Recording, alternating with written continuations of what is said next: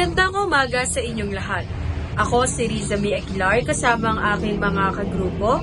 Tatalakayin natin ngayon ang tulang Ang Tinig ng Ligaw na Gansa. Ang tinig ng ligaw na gansa. Ang tinig ng ligaw na gansa. Nahuli sa pain. Umiyak. Ako'y hawak ng iyong pag-ibig. Hindi ako makaalpas. Lambat ko ay aking itatabi, subalit kay inay anong masasabi? Sa araw-araw ako'y umuwi, karga ang aking mga huli. Di ko'y nilagay ang bitag, sapagkat sa pag-ibig mo'y nabiyag. Ngayon, pagkatapos yung pakinggan ng tulang Ang Tinig ng Ligaw na Gansa, anong klaseng panitikan nga ba ito? Ang tulang Ang Tinig ng Ligaw na Gansa ay isang panitikang mula sa Ehipto. Ito ay isang tulang lirikong pastoral ng mga taga-Egypt o Ehipto. Tulang liriko. Ang tulang liriko damdamin ay puno ng masisithing damagin ng tao tulad ng pag-ibig, kalungkutan, kabiguan, kaligayahan, tagumpay, at iba pa. Maikli at payak ang uri ng tulang ito. Pastoral. Ito ay mula sa salitang Latin na pastor. Ang pastoral ay tungkol sa buhay ng isang pastoral at pagpapastor. Ito rin ay tulang pumapaksa at naglalarawan ng simpleng paraang pamumuhay, pag-ibig at iba pa.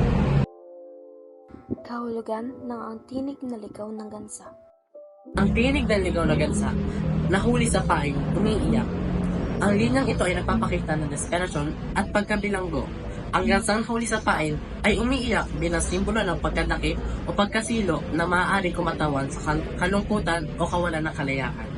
Ako'y hawak ng iyong pag-ibig, hindi ako makaalpas.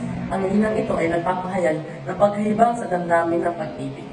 Ang sasalita ay para nakakulong sa pagmamahal, hindi makalaya kahit maaaring mahirap sa akin magdala ito.